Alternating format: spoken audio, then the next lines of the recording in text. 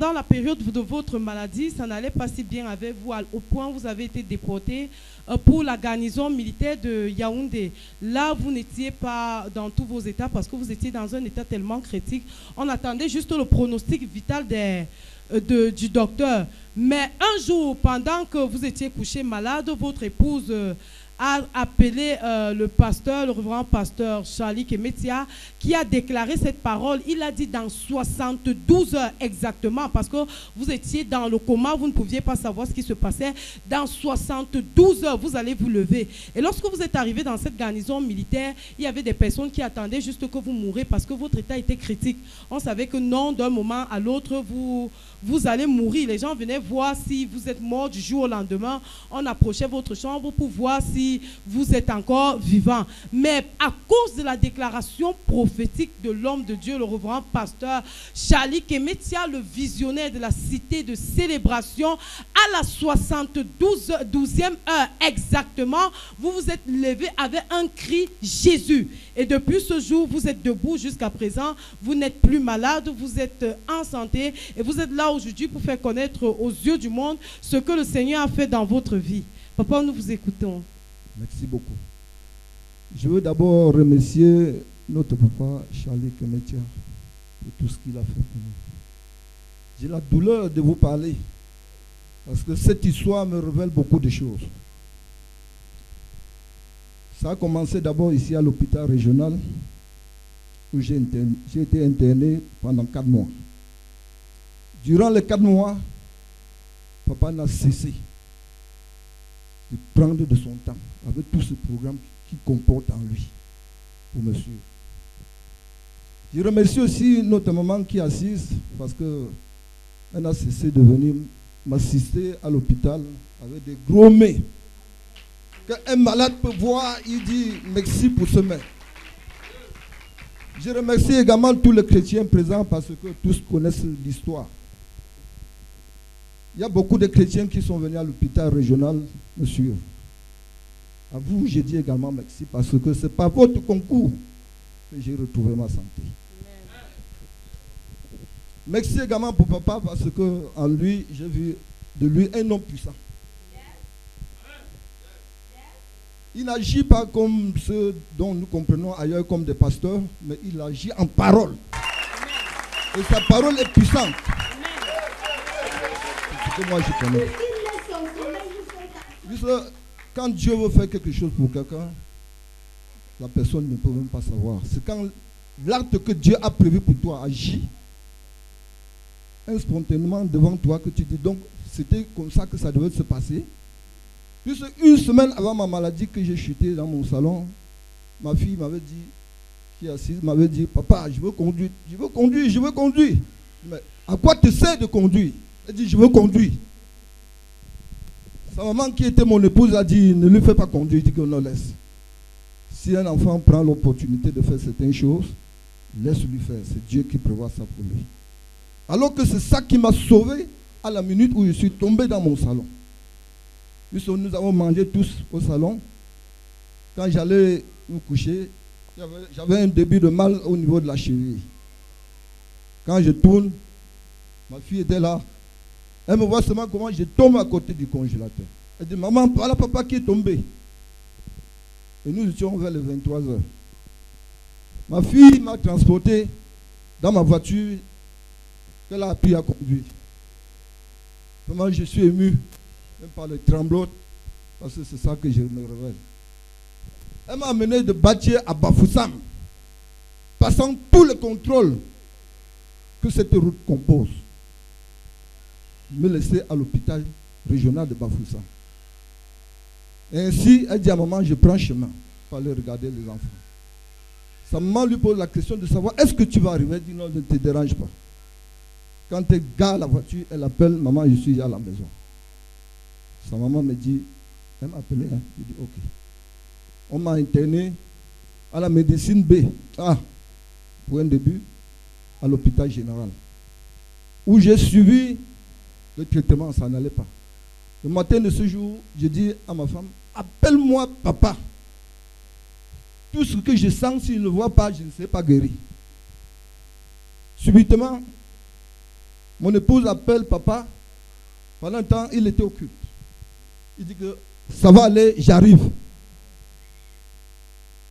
Après, j'insiste encore que tant que je ne le vois pas, je ne resterai pas en vie. Elle appelle encore. Donc que ce jour, si papa se rappelle, on l'avait appelé plus de 100 fois. Ainsi, le lendemain, papa est venu à l'hôpital régional de Bafoussam. Papa est venu me trouver sur mon lit de l'hôpital. Il m'a dit, frère Samuel, au nom de Jésus, je te dis que tu as guéri. Ça va aller. Ça, c'est toujours le mot qui sortait de la bouche de papa. Sans m'imposer les mains, mais de la parole. Quand papa est parti, comme je titubais, ça a bien pris la marche. Le lendemain, mon cadet direct, il vient avec un homme jamais vu, vieux même d'âge. Ils disent qu'ils vont m'imposer les mains pour que je sois guéri. Je lui dis, attention. Toi qui es pasteur, je ne connais pas là où tu persévères. J'ai mon église où je persévère. Et j'ai mon pasteur que je crois en lui. C'est mon cadet direct, je ne dis pas même père, même mère. Il dit que je veux t'imposer les mains, je veux te mettre l'huile d'onction. Avant de me parler qu'il avait imbibé l'huile d'onction sur ma femme, je prends la robe de ma femme, j'ai essuyé. Il accuse ma femme, donc je veux guérir mon grand frère, tu ne veux pas? Je dis non, je n'ai pas besoin de ton huile d'onction parce que mon père n'utilise pas l'huile d'onction. Ainsi, quand il a fini de mettre l'huile d'onction, il dit à mon épouse, appelle papa. Tout ce que j'ai envie, c'est lui. Nous étions comme ça un matin de l'allégresse. Elle dit non, je ne peux pas l'appeler, on l'a trop dérangé, il faut que je me rende à l'église. Je ne marchais pas. Mais avant qu'elle arrive ici à 6 heures moi-même je suis venu. Elle dit directement à papa que mais le voilà, je ne m'attendais pas qu'il soit là. Je suis venu m'asseoir là, j'étais malade. Mais je ne sais quel événement m'a amené jusqu'ici. Pourtant vous ne marchez pas. Je ne marchais pas. Quand je suis arrivé, papa était en prière ici devant. Il a prié jusqu'à un moment. Quand le culte est sorti, il est venu sur place. Il a dit, ne bouge pas, reste sur place. Il a prié là pour moi. Je suis rentré. 2 jours après, toujours à l'hôpital régional, je reste, mon petit frère revient. Quand je le vois apparaître avec cet homme d'hier devant moi, j'ai sauté sur le grille. Je sais avec quelle puissance. J'ai sauté sur le grille, tombé de l'autre côté. J'ai pris le marathon jusqu'à la guérite. Il m'a poursuivi. Il a dit au gardien, c'est un fou, c'est un fou. Ne le laissez pas sortir. Pendant ce temps, mes enfants accouraient derrière moi pour me suivre. Au niveau de la guérite, il y avait un embouteillage. Voilà le docteur qui voulait entrer, il dit, mais qu'est-ce qui se passe ici? Je n'avais pas moyen de m'exprimer, il n'y avait que les larmes. Il dit à mon épouse, toi c'est qui? Il dit que je suis sa femme. Toi c'est qui? C'est son enfant. Toi c'est qui? Son petit frère. Il dit, toi le petit frère, allez, va-t'en. Ce service n'appartient qu'à sa femme et ses enfants. Et quand il m'a laissé à l'instant, je suis revenu ici rencontrer papa, il a prié. Samuel, j'ai dit papa, il dit ça va aller. Je suis rentré à l'hôpital. J'ai fait quelques jours, on m'a sorti de l'hôpital. J'arrive à la maison, je chute encore. Je rentre encore dans la même salle et le même lit. Médecine A. J'ai fait là-bas presque encore 1 mois. Papa priait. Papa priait. Je suis ressorti pour la 2e fois. À la maison, je chute pour la 3e fois. Maintenant, au lieu de maintenir à la médecine A, on me met à la médecine B. C'est donc dit que quand j'ai demandé pourquoi on a changé de médecine, on dit que en médecine B, là on te met là parce qu'on s'attend déjà que tu vas mourir, parce que là-bas c'est un pavillon qui n'est pas bien. Il dit mais je meurs? Il dit oui, je ne peux pas mourir. Amen. Je ne peux pas mourir. Amen. À la médecine B, j'ai fait 2 semaines et que je suis rentré. Le jour qu'on a prévu qu'il devait sortir, Papa ayant prié. La ronde que les gens font à l'hôpital, un docteur venait à la ronde, ils ont fait la ronde, fini dans tout l'hôpital régional. Ce monsieur est revenu seul, il a rencontré mon épouse, il a dit, madame, c'est votre mari ici? Elle lui dit oui. Si tu es sage, amène ton mari d'ici. Il ne peut pas trouver la guérison ici. Elle dit, docteur, moi je ne connais pas là où je peux l'amener. Il dit, amène-lui à la garnison militaire, parce que le mal que je vois à ton mari, c'est un mal que l'hôpital ne peut pas traiter. Il lui faut un scanner, et on ne fait pas le scanner ici. Le même jour, la nuit, la dame m'a transporté. Elle a pris tous les 5 places dans un bus. Elle m'a installé pour Yaoundé. Nous sommes arrivés à Yaoundé à la garnison militaire. Avant qu'on le maintienne, elle a d'abord appelé papa. Comme tu vois, la maladie a changé. Nous sommes plutôt à la garnison militaire de Yaoundé. Franchement, notre père n'a pas cessé. Avec le pouvoir qui est en lui, de me suivre jusqu'à la garnison militaire. Amen. Quand papa est venu dans la salle, j'étais déjà dans le coma. C'est après même son départ que mon épouse me dit, est-ce que ton père était là? Il dit papa Charlie. Je ne l'ai pas vu, toi tu connais ma position. Papa a prié, et il m'a donné 72 heures. Il a dit en 72 heures, ça va aller. Pas la 61e, pas la 73e. À la 72 heures, je suis sorti dans le coma. Et quand je suis sorti de ce coma, je vous assure, j'ai encore mes traces sur la narco du pavillon B, sur le colonel Nanga. Quand je suis sorti dans le coma, j'ai commencé seulement à boxer les fenêtres, boxer les vitres, sans aucune blessure. Quand le colonel est sorti, le colonel Nanga est sorti, il a dit, mais c'est pas mal que tu viens ici là pour me détruire tout. Après, il reprend position, il dit à mon épouse, malgré tout l'argent que vous avez dépensé ici, je le tolère un peu. Je dis que ce NACO reste aujourd'hui non changeable à la garnison militaire pavillon B, chez le docteur Nanga. Quand papa est parti, ma maladie est revenue sur place. Je sentais il y a du bien, je me portais bien. 4 jours après, je suis tombé dans le coma. Encore. Le colonel Nanga vient, il appelle un collègue, tu de son grade. Il dit, mais viens. Le Bamileke là, je lui donne 5 jours pour qu'il meure. Il lui dit, mon colonel, comment vous pouvez prédire ça pour un malade? Est-ce qu'on connaît celui qui vit et on connaît celui qui meurt? Vous avez vu comment il dit que le Bamileke là ne peut pas vivre? Il dit, mon colonel, je ne crois pas. Pendant ce temps, la dame au téléphone appelait papa pour lui donner l'évolution de la maladie. Le papa dit, ça va aller. Les 72 heures sont déjà arrivés. Ça va aller, ne vous dérangez pas. Mets-toi seulement à prier à côté de lui.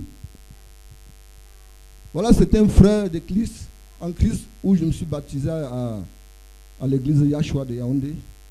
Parce que moi, j'ai parcouru des églises, je n'ai pas trouvé de mieux plus qu'à la cité de Célébration. Amen. J'ai fait Yahshua à Yaoundé où je suis baptisé. J'ai fait l'église catholique. Mais j'ai trouvé le bien dans cette cité où nous sommes. Quand même je manque le culte ici, vraiment je suis perturbé, je suis obligé d'appeler. Papa, juste depuis ce temps-là jusqu'aujourd'hui, vous êtes en santé, vous n'avez plus eu ce problème depuis que papa avait prié pour vous. Après la 72e heure, vous vous êtes rétabli, jusqu'aujourd'hui tout va bien. Non, je suis en santé. Ok, vous avez repris votre rythme.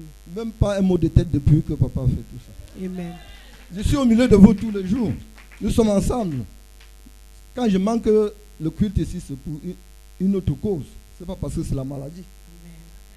Donc, comme papa, dans son état de maladie, n'était pas tellement conscient, nous avons un témoin oculaire qui n'est personne d'autre que sa propre fille, qui a décidé de témoigner ce que son père a vécu. Nous appelons ici la fille Noupé Jonel.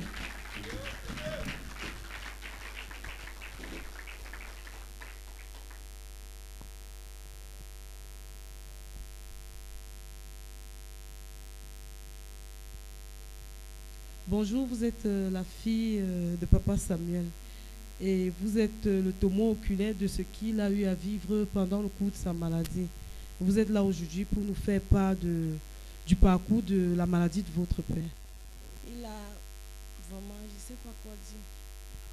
Il a vu tout ce qu'un homme peut voir sur terre. Mais je n'ai même pas voulu témoigner, tant que Dieu témoin. Mais quand j'ai franchi cette barrière, j'ai senti qu'il y a un grand miracle ici dedans.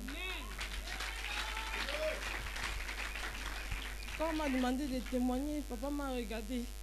J'ai dit non, il ne témoigne pas. Il m'a regardé, j'ai regardé ici dedans, j'ai dit que oui, il veut le faire. Je n'ai même pas assez de force. Papa, vraiment je remercie d'abord papa Charlie, même pour tout ce qu'il fait pour moi. Malgré qu'il ne comprend pas, il ne comprend jamais. Mais aujourd'hui, j'ai compris. J'ai compris, même les jours de miracle, papa Charlie m'envoie les messages au téléphone. Ma fille, tu es où? J'éteins le téléphone. J'ai dit, je n'ai pas à l'église. Ça, c'était vraiment le témoignage de ma mère. Malgré qu'elle n'est plus là, ça fait 7 mois aujourd'hui qu'elle est partie. Un grand témoignage, elle avait dit, je vais aller à l'église et témoigner. Je veux témoigner. Les frères de papa ont tout fait. Elle dit, je veux témoigner. C'est là-bas que j'ai trouvé le miracle. Bon, comme papa vous a dit qu'il est tombé malade pour la première fois, mais c'était à l'entrée de son magasin. Il a traversé un remède dont il ne connaissait pas. On nous a dit que ce remède n'était pas pour lui, mais c'était pour la mère. C'était pour tuer la mère. Il est parti avant, on l'a appelé, c'est lui qui a traversé le remède. Le pied a enflé, nous sommes allés au mariage à Douala, le pied a enflé, il n'a pas supporté. Samedi soir, dans la nuit, nous avons pris la voiture. On a payé 4 places, banc de touche, on a payé tous les bancs là. Nous sommes assis.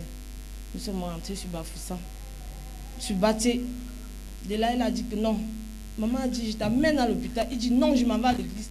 Maman a dit, je t'amène à l'hôpital. Il dit que c'est à l'église qu'il veut trouver la solution. Amen. On est entré dedans. Depuis, il pleure comme un enfant. J'appelle donc un ami avec la voiture. Viens m'aider à transporter papa. On transporte papa à l'hôpital. Papa ne supporte pas la douleur. Il demande à maman, appelle papa Charlie. Là, je veux trouver la solution. Maman me dit, tu as le crédit. Je n'ai pas le crédit. Elle me dit, moi, je n'ai pas le crédit dans le téléphone. Je veux faire comment? Même 5 francs, on n'avait pas ce jour. Je dis, ok. Je pars dehors, j'appelle, j'envoie encore le bimi à celui qui est venu porter papa, que pardon, il appelle. Il dit, pardon, aide-moi, tu me fais le transfert. Il me fait le transfert de 500. C'est là, je donne à maman, elle appelle papa Charlie.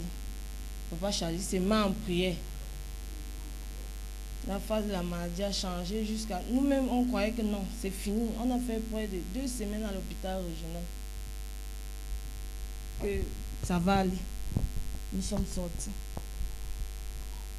Quelques semaines après, nous étions au salon. Ma grande soeur même était là, toute la famille. C'est là où maman avait préparé le couscous parce que lui, il avait demandé le couscous. Maman a fait le couscous ce jour. On finit de manger. Elle dit que après ça, on va se mettre en prière. Quelques minutes après, c'est là où papa, je vois comment papa est tombé sur le congélateur. C'est là où je crie, maman, maman, voici papa qui est à mort. Il a encore recommencé. Lui-même, il dit, Jésus! Ah, le seul mot que papa a dit. Maman maintenant me demande de porter la voiture pour l'hôpital régional. Il dit, ouais maman, moi il appelait toujours, mais toi-même tu sais que je ne connais pas moi bien conduire. Et je n'ai pas le permis de conduire. Elle me dit, mais ça fait quoi? Dieu est avec nous, porte la voiture. Je démarre, ma grande soeur reste à la cabine, moi je suis au volant, la mère derrière avec le père inconscient. De Baté à Bafoussam, il y a 4 contrôles. Et j'ai dit à maman que tu te rappelles la dernière fois que je volais la voiture de papa ici pour aller au Carrefour Baté, on m'a arrêté parce qu'il n'y avait pas de permis. Elle dit, on part. Je démarre, on avance. Premier contrôle, on enlève la S en route. Sans vous stopper. Rien que comme ça. Deuxième contrôle, je gage, je tremble. Je tremble, je dis que je ne peux plus. On enlève, on me dit, mais madame, vous faites quoi? Avancez.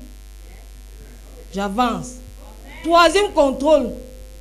Même chose. Quatrième contrôle qui est ici à Ino de Bafoussam. Je garde là-bas, je dis que non, je ne peux pas. Parce que si je traverse ici, là, je vais aller en prison. Et moi, je ne suis pas prête pour aller en prison maintenant. Je ne passe pas. Je garde en plein route même. On enlève la S. On me dit que, mais madame, on voulait me taper. Les gendarmes voulaient me taper. Que vous faites quoi là? Laissez les voitures circuler. C'est là que j'ai compris vraiment que le Seigneur est merveilleux. Les gardiens ouvrent la barrière. Je serre la voiture. Je serre la voiture. La mère n'a pas de force. Ma soeur n'a pas de force. C'est là même les gens de l'hôpital régional sont venus pour transporter papa. J'ai dit que non, laissez, c'est mon père. Comme il a pu traverser tous les contrôles de bâtir à Bafoussam. C'est là que je porte papa maintenant. Je dis que même les bidons de carburant que je porte là, aujourd'hui je veux montrer la force là sur le type-ci. Je porte papa avec deux mains. On me dit, c'est tout le monde qui me regardait que mais la fille se prend la force comme ça pour porter un gros père comme ça. Papa même a maigri, un gros père comme ça. Les muscles sortent, je faisais seulement comme un homme. On me montre seulement le chemin, j'avance, je couche papa sur le lit.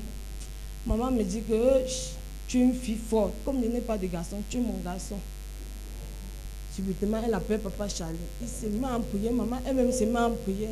Le frère de papa, le petit frère de papa jumeau vient, il dit à maman, tu es une sorcière. Tu es une sorcière, toi tu es une sorcière. Laisse-moi, je vais soigner mon grand frère. Maman dit qu'il n'y a que la prière qui va lui retirer dans cette situation. Amen. Que toi tu ne peux rien faire.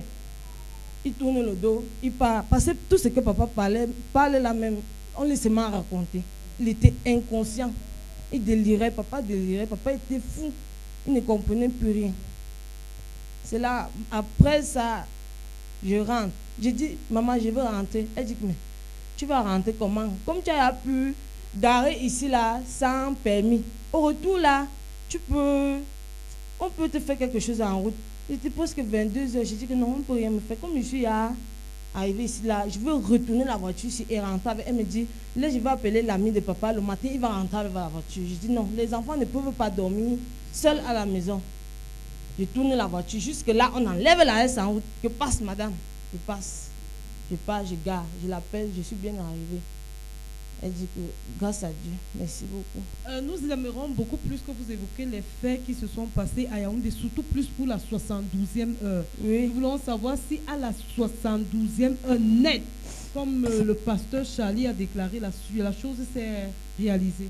Oui, parce que bien après, les médecins n'ont pas pu faire quelque chose de bon pour papa à l'hôpital régional. Maman m'a donc appelé qu'on nous a demandé on nous a transféré, on va nous transférer à Yaoundé, à la garnison militaire. Je dis, d'accord maman. Elle dit, viens nous accompagner. Dès que j'arrive à l'hôpital, je porte papa sur le dos, son petit frère était là, je lui porte sur le dos. Lui-même, il a refusé d'accompagner papa, je lui porte sur le dos jusqu'aux agences. On paye tous les 10 places et part à la garnison militaire. De la garnison militaire, papa était inconscient, il était toujours fou. Maman m'a appelé. J'ai encore pris la voiture. Le lendemain, dans la nuit, je suis arrivé le matin. C'est là où papa, même quand je suis arrivé, il était inconscient, il me voit comme ça. Je dis, papa, ça va un peu. Il veut seulement me taper. Il dit, mais je suis ta fille. Il dit, non, tu n'es pas mon enfant, je ne te connais pas. Je dis que, mais donc, papa est fou, vrai. Je ne pouvais pas imaginer que papa pouvait faire les choses comme ça. C'est là où maman maintenant dit que, bon, non, lui-même encore, il dit, pasteur Charlie. Voilà le mot qu'il a dit. Oui. Pasteur Charlie, appelez pasteur Charlie. Maman a fait le transfert de 1000 francs. Donc pendant qu'il était fou, inconscient, il ne faisait qu'appeler le nom de pasteur Charlie. Oui. Il ne faisait qu'appeler le nom de pasteur Charlie. Maman a fait le transfert de 1000 francs. Elle a appelé papa Charlie. Elle a expliqué. Il a dit, bon, il veut me mettre en prière. À la 72e heure, papa Sam va se lever de son lit. Je suis allée chez ma grande sœur dormir. Je suis rentrée. Parce que c'était à Yaoundé, à la garnison militaire. J'étais la seule qui avait voyagé. Je suis rentrée. Quand je suis arrivée à l'hôpital, je n'avais même plus le courage d'affranchir sa salle. J'étais assise dehors. À la 72e heure, comme papa a dit, papa Samuel a dit Jésus. Et il s'est levé de son lit. Il a dit Lisette, c'est toi. Il a reconnu sa femme qui le reconnaissait. Oui, plus. Lisette, c'est toi. 72e heure net. Lisette, c'est toi. Lisette a dit que oui, c'est moi ta femme. Il a embrassé sa femme. Quand maman criait dedans, moi-même je suis entrée, j'ai commencé à pleurer. Il s'est commencé à pleurer. C'est là, il nous a embrassés avec ma grande soeur, le mari de ma grande soeur. Et jusqu'aujourd'hui, tout va bien. Nous avons notre témoin oculaire que nous allons prendre maintenant. C'est la sœur Flore. Elle va venir juste nous parler en bref partie de ce qu'elle a vécu à Yaoundé avec papa quand elle est allée rendre visite à papa Sam. Nous appelons ici la sœur Flore.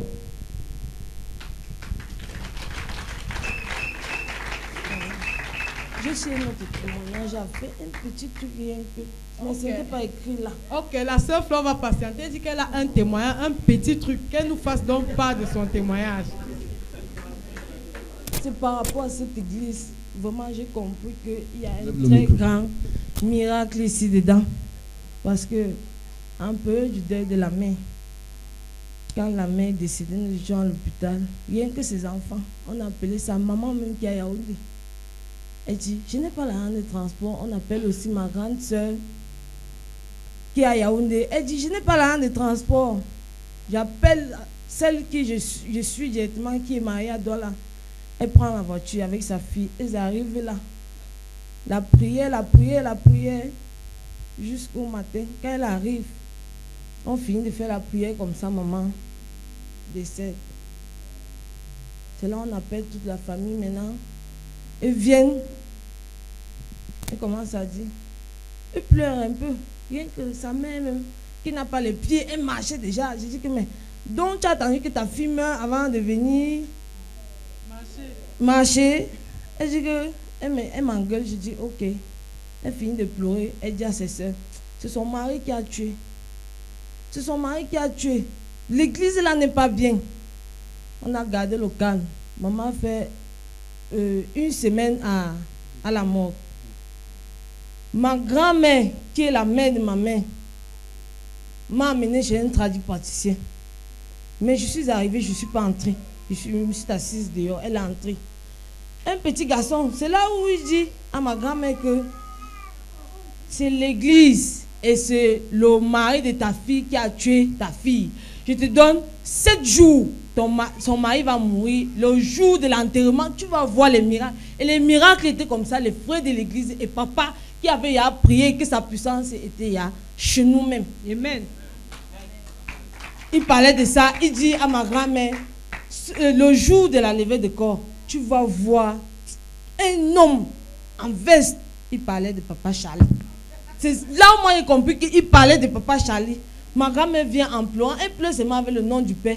Tu as tué ma fille, tu as tué ma fille, tu as tué ma fille. C'est là moi j'ai dit à ma grand-mère que bon, comme moi je n'étais jamais manqué de respect, fiche-moi le camp. Ce n'est pas lui qui a tué ta fille. Tu es seulement forte pour venir pleurer que le père a tué ta fille. Et pourtant, peut-être c'est même toi qui as tué ta fille. Qui sait? Le jour de la levée de corps, papa était là, la veillée, tout ça. On était en train d'animer. Et pourtant, elle avait demandé, elle avait dit qu'elle va appeler ses frères qui sortent peut-être de Douala avec la fanfare. C'est là, papa et moi, on a refusé. C'est l'église qui va venir animer sur le corps de la mère. Dès que papa vient là, le jour de la veillée, le monsieur, je dis le courga traduit praticien, il vient. Il dit que voilà le sorcier qui te disait là, la mère, tu as vu? Il parlait de papa. Le sorcier, voilà le sorcier là. Le traduit praticien, quand il a vu papa Charlie s'approcher, il a dit voilà le sorcier. Il a dit voilà le sorcier. Mais j'ai même raconté ça au père, que voilà le sorcier. Parce que tout ce qui se passait, ma grand-mère était qu'avec moi, elle ne faisait qu'arrêter ma main. Donc elle faisait ça, j'étais toujours présente, j'étais la seule témoin. Voilà le sorcier. C'est là où moi j'ai dit dans mon cœur que hey, donc on parlait comme ça de papa Charlie. Non, c'est pas vrai. Avec tous les miracles qu'il a fait pour nous. Toute la souffrance, on ne mangeait pas chez nous. Tous les miracles. Elle dit voilà le sorcier. C'est là qu'elle commence à pleurer. C'est nous pays, le mari là, et le sorcier là qui a tué ma fille. Je n'ai dit rien. Dès que la fanfare, les les serviteurs de l'église ici commencent à animer le matin, après l'enterrement, le dimanche. On me dit au carrefour, quand il descend seulement au carrefour, on me regarde, on dit que mais l'église de ta mère a fait fort. L'église de ta mère a fait fort. Merci. Nous allons prendre le dernier témoin qui est en train de s'avancer déjà. Nous appelons ici la sœur Flore. Elle aussi, elle a vécu les temps forts de la maladie du papa. Elle était en visite à Yaoundé aussi avec notre papa. Il faut comprendre que pendant que papa était à la garnison militaire de Yaoundé, toi aussi tu es allé pour rendre visite à papa et tu as vu comment la maladie évoluait. Donc tu es comme l'une des témoins palpables qui a vécu les circonstances de la maladie de papa sans être de sa famille, mais de sa famille spirituelle. Okay. Merci papa, merci maman. Je salue le peuple de Dieu. Je venais d'arriver dans cette église dont je ne connaissais pas papa Samuel. Papa et moi, nous sommes allés à Yaoundé pour une situation. Il a dit, allons à la garnison militaire rendre visite à un malade. Quand nous sommes arrivés, j'ai trouvé papa Samuel couché sur le lit et sa femme était à côté de lui. Quand je l'ai regardé, j'étais sûre qu'il allait mourir. Donc, quand papa priait, même dans mon cœur, je disais, mais pourquoi il perd son temps? Parce qu'il était inconscient. Je savais qu'il allait mourir. Papa n'a pas prié pendant longtemps. J'ai dit, en plus, il fait une courte prière. Est-ce que ça va même servir à quelque chose? On a prié, maman Lisette nous a raccompagnés, nous sommes partis. Mais à ma grande surprise, peut-être 2 semaines après à l'église, maman Lisette vient ici et je regarde, je dis, est-ce que ce n'est pas... Comme il ressemble au type qu'on avait vu à Yaoundé là. Après, je me renseigne, on dit papa Samuel. Je dis, oui, on avait appelé papa Samuel à l'hôpital, dont le type là a survécu. À la fin du culte, je suis allée vers papa. J'ai dit, papa, j'étais sûre que le type allait mourir, donc franchement, tu es vraiment un homme de Dieu. Papa dit, donc, j'ai dit que papa, j'étais convaincu, parce que ce n'était pas un être humain, c'était une relique, c'était un cadavre qui était couché là. Il ne ressemblait plus à rien. Donc, je bénis vraiment papa pour tout ce qu'il fait pour son peuple. Voilà, papa Samuel dit aussi qu'il a quelque chose de dire avant son mot de nom. Oui, je vous remercie. Mon témoin de tout à l'heure, je ne maîtrisais rien. Parce que avec toute cette longue maladie, je n'ai pas observé quelque chose de moi-même. Ce qu'on m'a dit, parce que la grande partie de ma maladie, c'est ce que j'ai à peu près parlé là. Mais à ce qui concerne toute la contenance de ma maladie, c'est ma fille, ma femme et autres. Si je n'ai pas pu dire plus que cela, parce que je ne veux pas aussi parler ce que je n'ai pas vu. Voilà, papa, que peux-tu dire à l'endroit de ceux-là qui te regardent, qui ne connaissent pas Jésus, qui doutent encore de Jésus et qui sont dans presque les mêmes situations que vous? Parce que tout à l'heure, votre fille a dit que avant même à la maison, vous ne mangiez pas. Mais grâce à ce que papa Charlie a fait dans votre vie, ses prières, aujourd'hui vous vivez bien à la maison, vous mangez à la maison. Que peux-tu dire à ces personnes-là qui te regardent? Bon, je vous remercie. Je crois que j'en ai témoigné même ici, à mon arrivée dans cette cité de célébration, parce que j'ai eu trop de merveilles ici. J'en ai témoigné plusieurs fois devant vous ici. Je faisais l'élevage une année. Tous les jours que j'arrivais sur le dimanche, je disais, papa, j'ai le porc, mais j'ai peur. Il a dit, ne crains pas. Et cette année, vous vous rappelez, c'est l'année qu'on faisait même le soute de voitures, on sortait les porcs en direction de Douala, on brûlait. Mais j'en ai vendu le porc qui m'a acheté une voiture et mon porc n'ont pas eu la peste. J'ai vendu tout ce porc sans avoir la perte d'un seul porc. Et la peste a envahi tout le Cameroun. Parce qu'à chaque moment que j'arrivais, papa, tout ce que j'ai, c'est ça. Il dit que Samuel ne te doit pas rien, il doit toucher ce porc. J'ai eu de merveilles dans cette cité, au point où, si beaucoup de petits frères et autres, les frères, les voisins de mon village me comprenaient, c'est que j'amène plus de 100 personnes ici par dimanche. Amen. Parce que je les encourage par rapport aux merveilles, ce qu'ils ont vu même, que j'ai fait devant eux. J'ai changé d'un coup, je me suis métamorphosé devant eux. Ils m'appellent aujourd'hui revenant, sorcier, parce que c'est cette cité. Parce que vous êtes sorcier de Jésus. Parce que c'est cette cité qui m'a rendu tout cela. Ils m'appellent, tu es un revenant, tu es un sorcier, tu ne peux pas mourir parce qu'ils attendaient à ma mort, je ne suis pas mort. C'est le merveille. Et c'est la manière que j'ai cru en papa. Amen.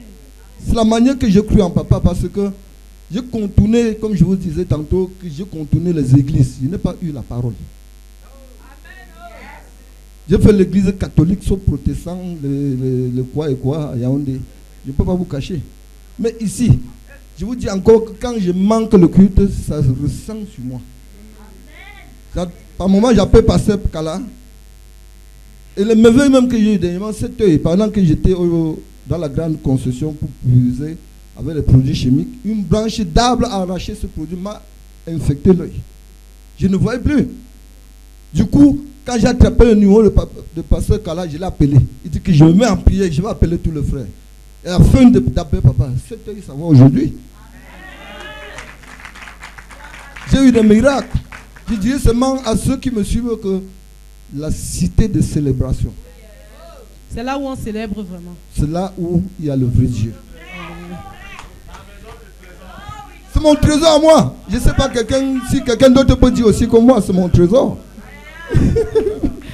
Voilà, donc c'était tout pour le témoignage de Papa Sam. Papa Sam a eu un parcours très difficile, mais grâce à loin de Dieu, le révérend pasteur Charlie Kemetia, en qui habite la plénitude du Seigneur Jésus-Christ lui-même, il a fait quelque chose de très grand, de très merveilleux, de très spécial dans la vie de Papa Sam que vous voyez ici présent. Et actuellement, depuis sa dernière guérison, même les maux de tête, il n'a plus ressenti. Il est là, il nous a fait part de ses différents parcours dans sa maladie. Et aujourd'hui, il s'est levé pour témoigner, pour raconter aux hommes ce que Dieu a fait dans sa vie. Avant de continuer, Papa Sam, qu'est-ce que vous pouvez dire à l'endroit de votre papa, le révérend pasteur Charlie Kemetia? Tout ce que je peux dire pour lui, ce n'est pas grand-chose. Parce que je sais que si papa a la santé, il fera encore plus pour nous. Donc je demande au bon Dieu, qui est le maître de tout le monde, de lui donner la santé. Parce que tant qu'il a la santé, nous avons la joie ici.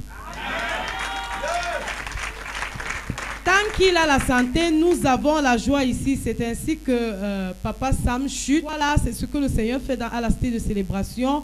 Ce n'est qu'une parmi des centaines qui ne font que se produire et qui se reproduiront aussi dans la vie de tous ceux-là qui viendront avec les différents problèmes, les différents programmes de la cité de célébration.